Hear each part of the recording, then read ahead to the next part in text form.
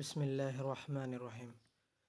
আজকে আমরা আলোচনা করব নামাজ শুরু থেকে শেষ পর্যন্ত নামাজ পড়ার তরিকা। নামাজের মধ্যে যা যা করতে হয় এবং যেভাবে যেভাবে করতে হয় তার ধারাবাহিক বর্ণনা।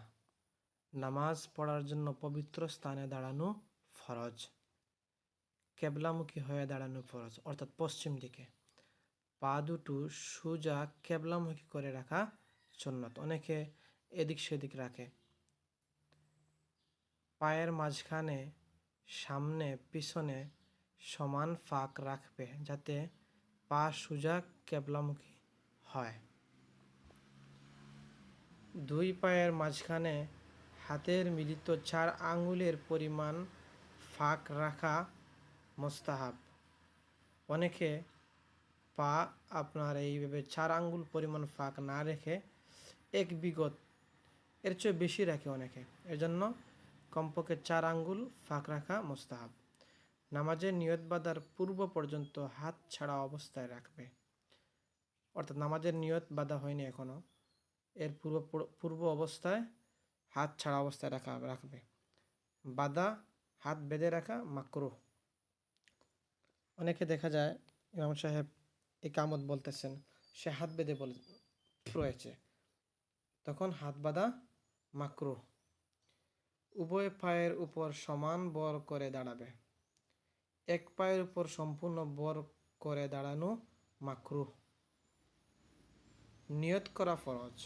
আপনি কোন ওয়াক্তে নামাজ পড়তেছেন এর নিয়ত করা ফরজ। নিয়তের ক্ষেত্রে প্রচলিত লম্বা চওড়া বাক্য বলা নিষ্প্রয়োজনীয়। ফরজের ক্ষেত্রে শুধু কোনো ওয়াক্তের ফরজ তার উল্লেখ এবং সুন্নত নফলের ক্ষেত্রে শুধু নামাজের উল্লেখ করলেই যথেষ্ট।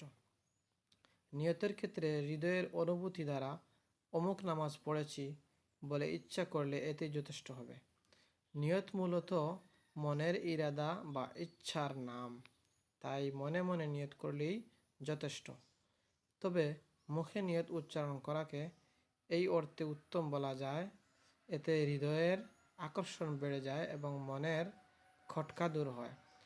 নিয়ত মুখে উচ্চারণ করলে আরবিতেও করা যায়। আরবিতে করা ফরজ, ওয়াজিব বা মুস্তাহাব কিছুই নয়। নিয়ত বাঁধার সময় কান পর্যন্ত হাত ওঠানো সুন্নতে মুআক্কাদা। হাত ওঠানোর সময় পুরুষগণ চাদর পরিহিত থাকলে তার মধ্য থেকে হাত বের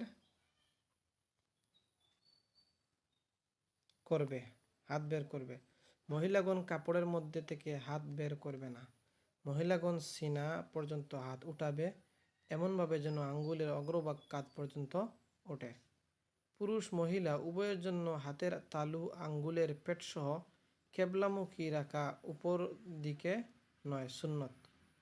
হাতের আঙ্গুলসমূহকে মিলাবে না, বরং আঙ্গুলসমূহের মাঝে স্বাভাবিকভাবে যেমন ফাঁক থাকবে তেমনই থাকবে, এটি সুন্নত। পুরুষের জন্য 2 বৃদ্ধ আঙ্গুলের অগ্রভাগ কানের লতির সাথে লাগানো মুস্তাহাব। আল্লাহু আকবার বলে নিয়ত বাঁধবে। এই তাকবীর ফরজ, এটাকে তাকবীরে তাহরিমা বলে। আল্লাহু আকবার এবং আল্লাহু এবং আকবার শব্দ দুটোর আলিফে জোর দিয়ে উচ্চারণ করা এবং হাকে সামান্য টানের আভাস দিয়ে উচ্চারণ করা উত্তম। যেমন আল্লাহু আকবার।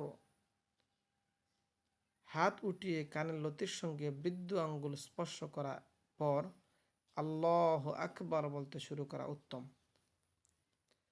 হাত উঠাতে বা হাত উঠানো শুরু করার পূর্বেও আল্লাহু আকবার বলে নেওয়া যায়। হাত বাঁধা সম্পূর্ণ হবে, আল্লাহু আকবার বলাও শেষ হবে, এরূপ করা উত্তম। কান থেকে সোজা বাঁধার দিকে নিয়ে যাবে। হাত সোজা নিচের দিকে ছেড়ে দিবে না বা পিছনের দিকে জাড়া দিবে না। তাকবীরে তাহরিমা বলার সময় স্বাভাবিকভাবে সোজা দাঁড়ানো থাকবে, মাথা নিচের দিকে ঝুঁকবে না। নাভির নিচে হাত বাঁধা সুন্নত, নাভির পরেও রাখা যায়। ডান হাতের তালু বাম হাতের পিঠের উপর রাখবে। ডান হাতের বৃদ্ধ ও কনিষ্ঠ আঙ্গুল দিয়ে বাম হাতের কবজি ধরা সুন্নত। ডান হাতের অবশিষ্ট 3 আঙ্গুল বাম হাতের পিঠের উপর স্বাভাবিকভাবে রাখা থাকবে। মহিলাগণ সিনার উপর ডান হাতের তালু বাম হাতের পিঠের উপর নিয়ত বাঁধা, এটা সুন্নত। সানা পড়া সুন্নত। সানা এই সুবহানাকাল্লাহুম্মা ওয়া বিহামদিকা ওয়া তাবারাকা ইসমুকা ওয়া তাআলা জাদ্দুকা ওয়া লা ইলাহা গায়রুক। পরে আউযু বিল্লাহি মিনাশ শাইতানির রাজিম পড়া সুন্নত। বিসমিল্লাহির রহমানির রহিম পড়া সুন্নত। পরে সূরা ফাতিহা পড়া ওয়াজিব। সূরা ফাতিহার প্রত্যেক আয়াতে ওয়াকফ করে পড়া উত্তম, থেমে থেমে পড়া উত্তম। সূরা ফাতিহা শেষে আমিন বলা সুন্নত। একাকী নামাজ পড়লে আমিন আসতে বলবে। ইমাম এবং মুক্তাদি হলে আমিন আসতে বলা উত্তম। সূরা কিরাত মিলানোর পূর্বে বিসমিল্লাহ পড়া মুস্তাহাব, তারপর সূরা কিরাত মিলানো ওয়াজিব। প্রতি পরবর্তী রাকাতে সূরা কিরাত তারতিব অনুযায়ী পড়া, অর্থাৎ প্রতি সামনের থেকে কোনো সূরা কিরাত পড়া, পিছন দিক থেকে নামাজ না পড়া, এই তারতিব রক্ষা করা ওয়াজিব। এর বিপরীত করলে নামাজ মাকরুহ হবে, তবে সাজদায় সাহু ওয়াজিব হবে না। অধিক সহি মতানুসারে এতটুকু শব্দে কেরাত পড়া যেন নিজের শব্দ শুনতে পায়। তাকবীর ইত্যাদি ক্ষেত্রে মাসালা প্রযোজ্য। এই বিষয়টা একটু খেয়াল করেন। অধিক মতানুসারে এতটুকু শব্দ কিরাত পড়া, অর্থাৎ এত আওয়াজে পড়া যেন আপনার কেরাতটা আপনি শুনতে পান, এটাই মাসলা বলতেছে। সূরা ইজা জুলজিলাত থেকে সূরা নাস পর্যন্ত এই ছোট্ট সূরাগুলোর ক্ষেত্রে পূর্ববর্তী রাকাত যেটা পড়া হয়েছে, পরবর্তী রাকাতে একটা বাদ দিয়ে তার পরেরটা পড়বে না। ফরজ ওয়াজিব নামাজে এরূপ করা মাকরু। বাদ দিয়ে পড়তে হলে কমপক্ষে দুটো বাদ দিয়ে পরেরটা পড়া যাবে। সূরা কিরাত শেষ করার পর একটু বিরতি যুগে দম নিয়ে রুকুতে যাওয়ার তারতিব তাকবীর বলা সুন্নত। রুকুতে যাওয়ার সময় আল্লাহু আকবার বলা সুন্নত। আল্লাহু আকবার বলে হাত রুকুতে হাঁটুর দিকে নিয়ে যাবে, হাত সোজা ছেড়ে দিবে না বা পিছনের দিকে জাড়া দিবে না। রুকুর জন্য ঝুঁকার সাথে সাথে আল্লাহু আকবার বলা শুরু করবে এবং রুকুতে সোজা স্থির হওয়ার সাথে বলা শেষ হবে, এটা সুন্নত তরিকা। রুকুতে পিঠ বরাবর সোজা রাখা সুন্নত। কোমর এবং মাথা এক বরাবর রাখবে, সামনে বা পিছনে ঝুঁকাবে না।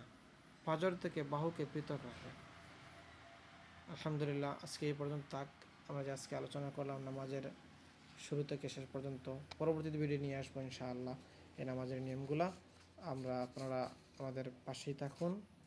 আর ভিডিওটা ভালো লাগলে লাইক, কমেন্ট এবং অন্যদেরকে নিয়ে শেয়ার করে দিন। অন্য ভাইয়েরা জানবে, শুনবে, আমল করবে, আপনিও সবের অংশীদার হবেন। পরবর্তী ভিডিওতে দেখা হবে। আর চ্যানেলটা সাবস্ক্রাইব করে পাশে থাকবেন। ধন্যবাদ। আসসালামু আলাইকুম।